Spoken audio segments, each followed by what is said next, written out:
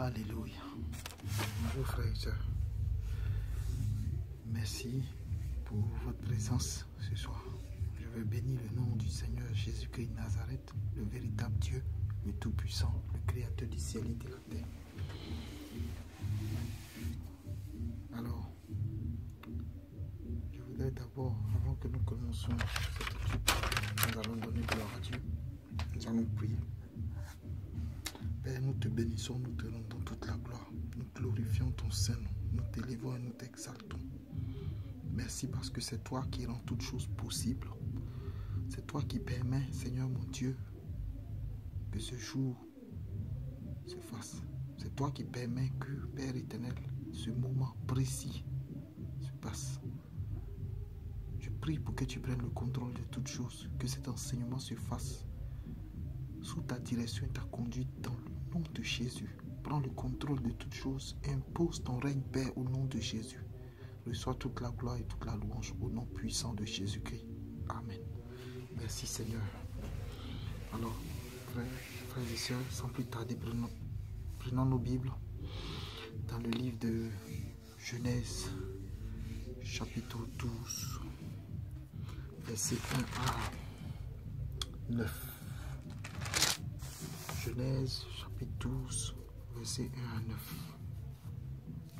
Oh, Yahweh avait dit à Abraham, va pour toi, hors de la terre de ta patrie et de la maison de ton père, vers la terre que je te montrerai, et je te ferai devenir une grande nation, et je te bénirai, je rendrai ton nom grand, et tu seras béni. Je bénirai ceux qui te béniront, et je maudirai ceux qui te maudiront, et toutes les familles de la terre seront bénies en toi. Abraham donc partit, comme Yahweh le lui avait dit, et Lot alla avec lui. Abraham était âgé de 75 ans quand il sortit de Charan. Abraham prit aussi Sarai, sa femme, et Lot, fils de son frère, avec tous les biens qu'il avait acquis et les personnes qu'ils avaient eues à Charan. Et ils partirent pour aller dans le pays de Canaan.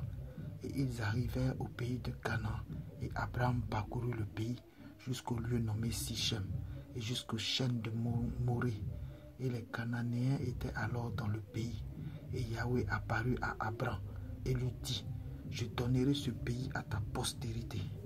Et Abraham bâtit là un autel à Yahweh qui lui était apparu. Et il se transporta de là vers la montagne à l'orient de Bethel. Et il dressa ses tentes, ayant Bethel à l'occident et Haï à l'orient. Et il bâtit là un autel à Yahweh et invoqua le nom de Yahweh.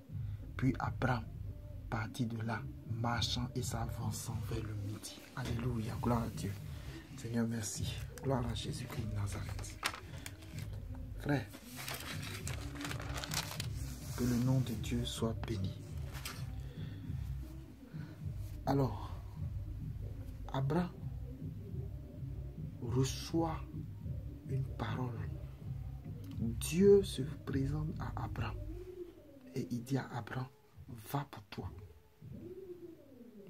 hors de ta terre, c'est-à-dire, sépare-toi de ta terre, là où tu es habitué, va pour toi, quitte, hors de ta terre. Et il dit, hors de ta patrie et de la maison de ton père. Donc Dieu précise d'abord la terre, la patrie et la maison de ton père. Vers la terre que moi, Dieu, je te montrerai. Voici l'ordre que Dieu a donné à Abraham. Dieu s'est révélé à Abraham et il lui a donné l'ordre de quitter sa terre, de quitter sa patrie, de quitter la maison de son père. Donc, en quelque sorte, sépare-toi de ton peuple. Dieu a appelé Abraham et il dit à Abraham, va pour toi. C'est-à-dire, toi, Abraham, sors. Frère, Dieu a donné une vision à Abraham. Dieu s'est révélé à Abraham et il lui a donné une vision. Il lui demande d'aller. Et il lui dit, que je te ferai devenir une grande nation. Donc en fait, tu pars pour que ce que je veux faire avec toi puisse se manifester. Je te ferai devenir une grande nation et je te bénirai. Je rendrai ton nom grand et tu seras béni. Je bénirai ceux qui te béniront et je maudirai ceux qui te maudiront. Et toutes les familles de la terre seront bénies en toi. Voici la vision. Voici la parole qui accompagne la mission, la vision que Dieu a donnée à Abraham. Il rendra Abraham grand. Frère, c'est magnifique ce passage. Dieu a donné cette vision à Abraham. Abraham était seul lorsque Dieu s'est présenté à lui. La Bible ne nous dit pas qu'il y avait quelqu'un d'autre avec lui. Il était seul. Dieu demande à Abraham de partir pour lui. Regardez, Abraham reçoit la vision. Il est seul face à Dieu. La vision, on la reçoit seul. On ne reçoit pas une vision divine. C'est-à-dire, la vision pour ton ministère, tu ne reçois jamais cela avec quelqu'un. Lorsque Dieu t'appelle au ministère, lorsque Dieu t'établit, lorsque Dieu te choisit, lorsque Dieu se révèle à toi et qu'il te donne ta feuille de route, quand il te donne ta mission, tu es toujours seul. Dieu n'a jamais appelé les gens en groupe. Dieu appelle toujours seul. Abraham a été appelé seul et Dieu lui a donné la vision. Ce que Dieu voulait faire avec lui. Mais regarde, dans le chapitre 11, verset 31, on nous dit que Térak prit son fils Abraham et Lot, fils de son fils, qui était fils de Haran, et Sarai, sa belle-fille, femme d'Abraham, son fils, et ils sortirent ensemble d'Ur en Chaldée pour aller au pays de Canaan, et ils vinrent jusqu'à Charan, et ils y habitaient. Et les jours de Térak furent de 205 ans. Puis il mourut à Charan. Frère, Abraham reçoit la vision. Abraham reçoit l'appel de Dieu. Dieu se révèle à Abraham. Au lieu de marcher selon la vision, Abraham va chercher à aller vers son père. Abraham est allé partager la vision avec son père. Il a donné la vision à son père. Et qu'est-ce qui s'est passé? Son père s'est saisi de la vision et a commencé à marcher, à conduire la vision. Mais il y a un truc qui est là. C'est que ce n'est pas le père d'Abraham qui a reçu la vision. La vision a été reçue par Abraham. Dieu pouvait se révéler à Térak, père d'Abraham. Il pouvait se révéler à Lot. Il pouvait se révéler à Sarai. Mais il a choisi de se révéler à Abraham. Pourquoi?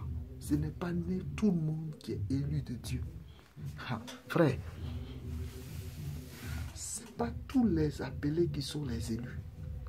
Dieu choisit les élus. C'est-à-dire que Dieu lui-même, il réunit son conseil et il choisit, il décide de qui est élu. Ce n'est pas une élection au suffrage universel, frère. Abraham a été élu. Abraham a été élu par Dieu. Dieu lui a donné la vision et il allait donner la vision à son père. Mais son père n'avait pas la révélation de la vision. Son père n'a pas entendu ce que Dieu a dit. C'est que Abraham lui a dit qu'il a entendu. Mais il n'a pas entendu. La vision ne lui était pas destinée. Mais il s'est accaparé la vision. Et il s'est autoproclamé leader de la vision. Et il a pris son fils Abraham, il a pris Lot. Et il a décidé de marcher vers Canaan. Mais il ne peut pas arriver à Canaan. Parce que ce n'est pas à lui que cette vision est destinée. Il ne peut pas marcher dans la vision de quelqu'un d'autre. Frère, beaucoup de serviteurs de Dieu échouent aujourd'hui. Pourquoi? Parce que Dieu se révèle à eux de façon puissante. Dieu leur donne une vision puissante. Dieu leur donne une instruction. Mais qu'est-ce qu'ils font? Ils se sont établis des pères spirituels, des hommes de Dieu qui choisissent d'être sous la coupole d'un homme.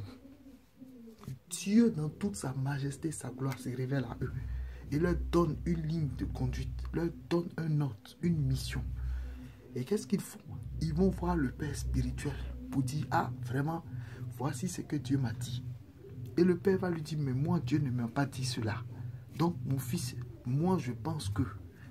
Le père d'Abraham, Térak, quand Abraham, il dit, ils arrivent à Charan, il dit, c'est vrai que Dieu t'a dit d'aller à Canaan, mais ici, à Charan, nous sommes en train de faire fortune.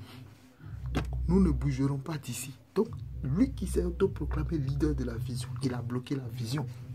Frère, oh, c'est magnifique. Dieu te choisit. De façon libre, Dieu se présente à toi. Il te donne une vision. Et toi, tu choisis de laisser cette vision là entre les mains de quelqu'un qui n'était pas présent. Lorsque Dieu te parlait, est-ce que ton père spirituel était là? Lorsque Dieu te parlait, est-ce que les frères chrétiens étaient là? Pourquoi as-tu besoin de leur vie? Pourquoi as-tu besoin qu'ils te disent ce qu'il faut faire? Pourquoi est-ce que l'homme a toujours besoin d'avoir l'approbation des autres? Frère, la vision a été donnée à Abraham seul. Il n'y avait personne. Quand Dieu appelait Abraham, il était seul. La rencontre avec Jésus de Nazareth est une rencontre. C'est un one-to-one. C'est une rencontre personnelle. Ce que Dieu te dit, tu n'as pas besoin d'avoir l'approbation des hommes. Fais ce que Dieu t'a dit de faire. Personne d'autre ne peut marcher dans ta vision, la vision que Dieu t'a donnée. Si tu ne te l'appropries pas et que tu la laisses entre les mains d'un homme, un certain père spirituel, il ne pourra pas marcher dans cette vision-là pour toi. Parce que la vision ne lui est pas destinée.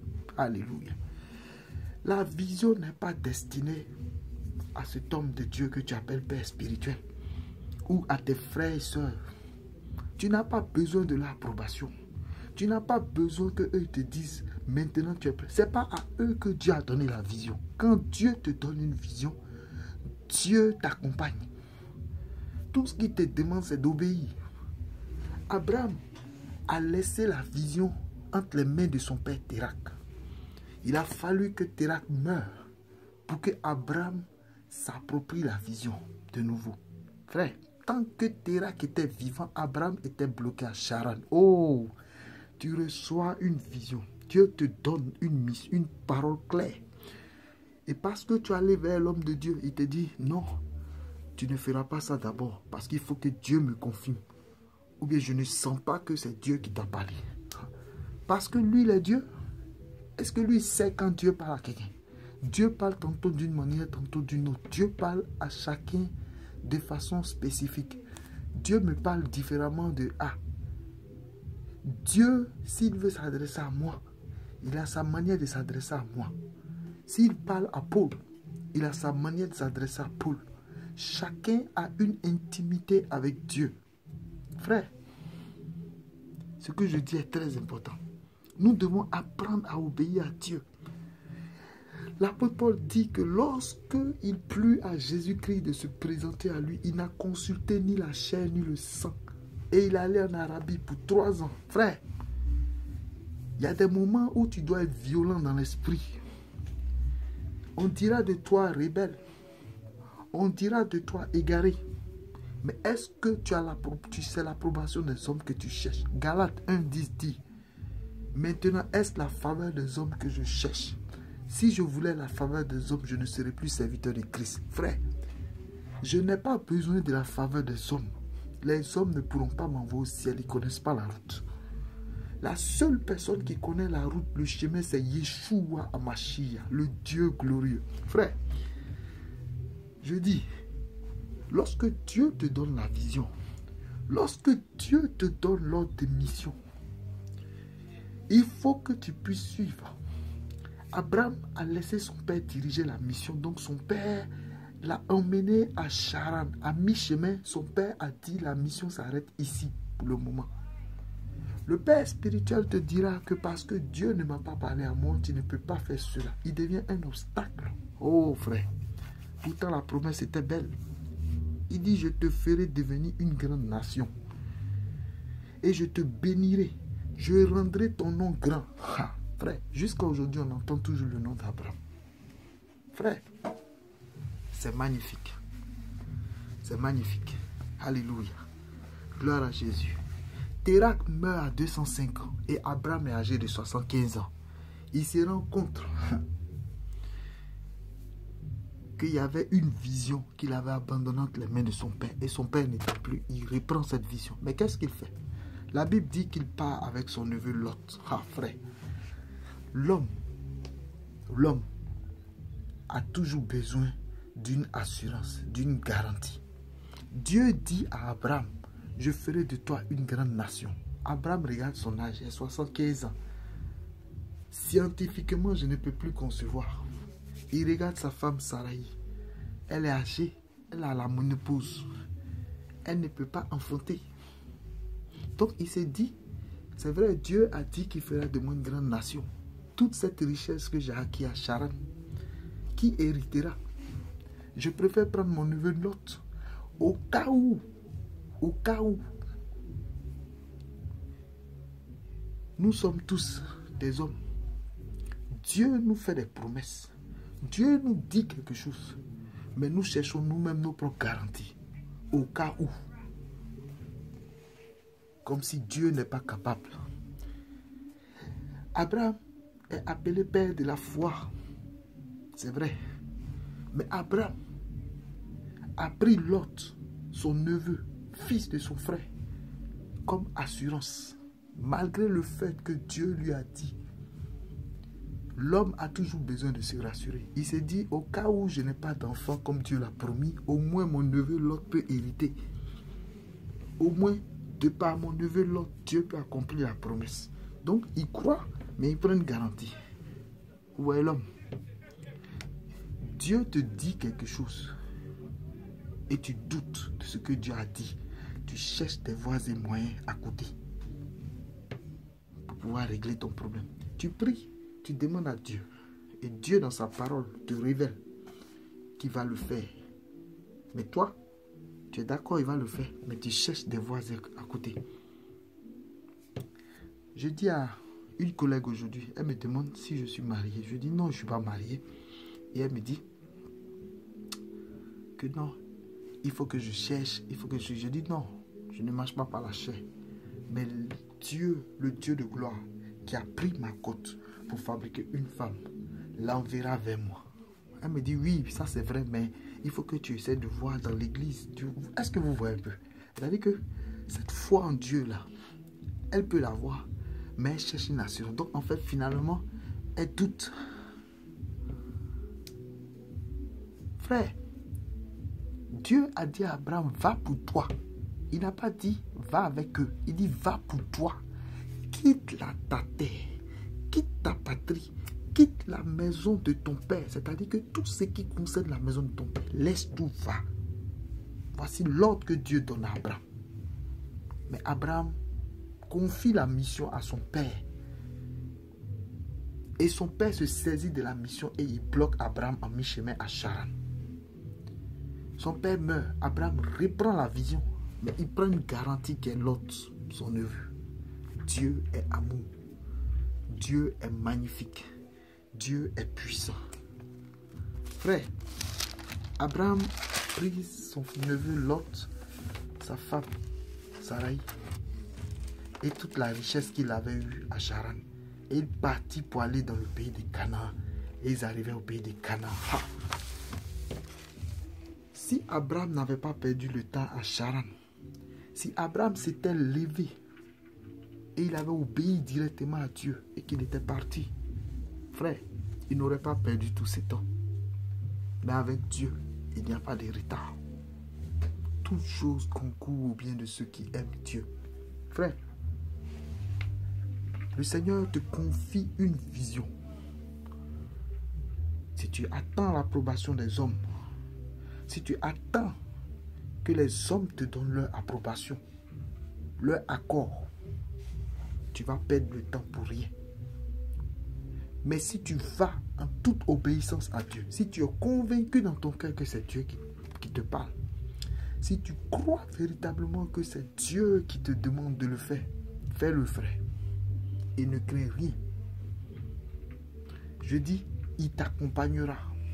La preuve, dès que Abraham est arrivé à Canaan, là où Dieu lui a dit d'aller, Dieu était là et attendait. La Bible dit que et Abraham parcourut le pays jusqu'au lieu nommé Sichem et jusqu'aux chaînes de Morée. Et les Cananéens étaient alors dans le pays. Et Yahweh apparut à Abraham et lui dit, je donnerai ce pays à ta prospérité. Frère, est-ce que c'est Dieu? Est-ce que Dieu t'a vraiment parlé? Est-ce que Dieu t'a dit de le faire? Lorsque Dieu te donne une vision, si tu es convaincu que c'est Dieu qui t'a dit, si tu es convaincu que c'est Yeshua Hamashiach, le véritable Dieu qui t'a demandé de le faire, frère, si tu pars, si tu obéis, Dieu t'attend là où il t'a donné rendez-vous. Oh frère, si Dieu t'a demandé de lancer un ministère, si tu es convaincu que c'est Jésus de Nazareth qui te demande de lancer le ministère, lorsque tu vas obéir et que tu vas lancer le ministère, le Seigneur t'apparaîtra. Notre Dieu est fidèle. Il a dit à Abraham, va pour toi, quitte ta terre, quitte ta patrie, quitte ta maison.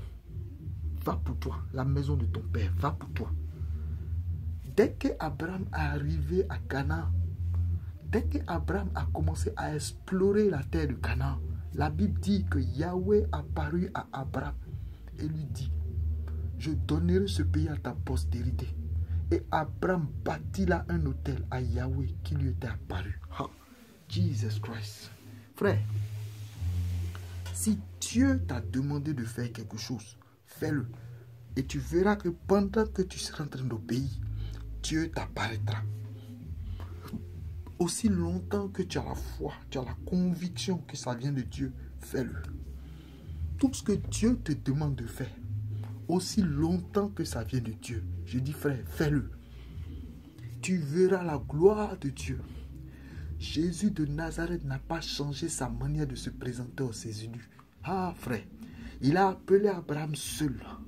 Il a appelé Abraham seul. Et Abraham a cherché l'approbation des hommes. Mais Dieu est fidèle. Ça a pris le temps que ça devait prendre. Mais dès que Abraham est arrivé à Canaan, là où Dieu lui avait donné rendez-vous, lorsque Abraham a commencé à explorer le pays, la Bible dit que Yahweh est apparu à Abraham et lui a dit, je donnerai ce pays à ta postérité. Abraham a vu la fidélité de ce Dieu puissant et grand et il lui a bâti un hôtel. Yahweh qui lui était apparu. Oh, mama, sura machine taraba. Ramasaka kintapatai. Frère, notre Dieu est fidèle. Notre Dieu est glorieux. Lorsque Dieu t'a appelé, tu étais seul. Lorsque Dieu a réuni son conseil et qu'il a décidé de t'élire comme son serviteur, frère, il t'a pris aux extrémités de la terre. Il n'y avait personne. Tu étais seul. Il a regardé au plus excellent de la terre, mais il t'a préféré, toi. Il t'a choisi. Il t'a appelé et il t'a élu. Il t'a dit, c'est toi qui es son serviteur, frère. Lorsque Dieu prenait cette décision, tu étais seul. Lorsque Dieu te parlait, lorsque Dieu te donnait la vision, tu étais seul, frère. Dieu n'a pas dit, je vous appelle. Il dit, je t'ai appelé et je t'ai élu. Je t'ai établi aujourd'hui prophète des nations. Avant que tu ne sois conçu dans le sein de ta mère, je te connais. Dieu ne se présente pas aux gens en groupe pour les appeler, non. Tous ceux qui ont reçu un appel authentique de Dieu ont été appelés seuls. Abraham a été appelé seul et Dieu l'a multiplié. Frère, Dieu, quand il t'appelle seul. Pourquoi donc les hommes vont partager la vision avec les autres, ou bien les hommes cherchent l'approbation des hommes?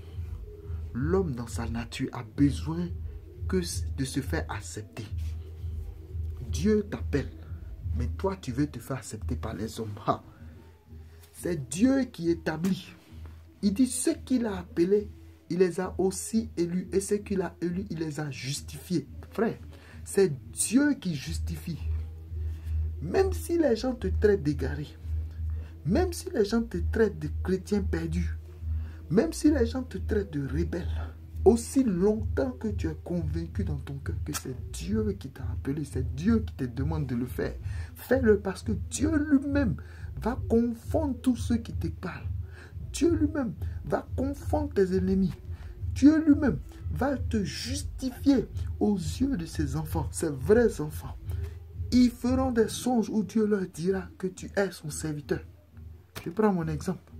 Lorsque j'ai commencé avec le Seigneur, il m'a demandé de distribuer des leaflets de prospectus. Je venais d'être converti. Je n'avais que 2 ans de conversion. Des gens qui étaient convertis avant moi m'ont dit que j'étais égaré.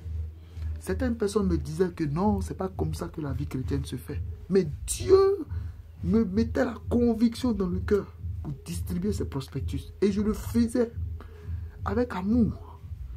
Et après avoir distribué, il m'a dit, maintenant tu vas prêcher dans la rue. Lorsque j'ai commencé les prêches dans la rue, j'ai eu des combats. On m'a attaqué et il a demandé à ce que je prenne une salle où des gens allaient venir prier. J'ai pris la salle. Je payais chaque mois. Personne ne venait prier. Mais tous ceux qui étaient venus au début prier ont eu des bénédictions. Dieu s'est glorifié dans leur vie. Mais au final, je me retrouvais seul. Je payais la salle et je priais seul. Même ma propre femme m'a convaincu, m'a combattu. Frère, c'était terrible. On s'est retrouvé un jour en réunion, en cellule de prière avec le prophète dans l'église où j'étais. Et le prophète parlait de la dîme. Et parce que j'ai pris l'exemple de Hébreux 7 pour dire que la dîme était la loi et que nous avons changé de sacerdoce. Nous avons changé de sacerdoce. Nous ne sommes plus sous la loi mais sous la grâce. Il m'a traité d'égaré. Il m'a traité de tous les noms. Et c'est à peine ça ne m'a pas chassé de l'église. Je suis parti de l'église dans le découragement total. Et j'ai prié cette nuit-là, j'ai dit au Seigneur, oh Père, si je suis égaré, si je suis rebelle, si je me suis égaré, je te demande pardon, ramène-moi à la maison, dis-le-moi, Père. Et le Seigneur cette nuit m'a donné Ésaïe 41, verset 10, où il a dit, je vais lire, alléluia, gloire à Dieu. Ésaïe 41, verset 10. Le Seigneur dit, ne crains rien car je suis avec toi. Ne sois pas inquiet car je suis ton Dieu. Je te fortifie, je viens à ton secours et je te soutiens par la main droite de ma justice. Voici tous ceux qui sont indignés contre toi seront honteux et confus. Alléluia. Cette parole m'a rempli d'assurance et j'ai continué la marche.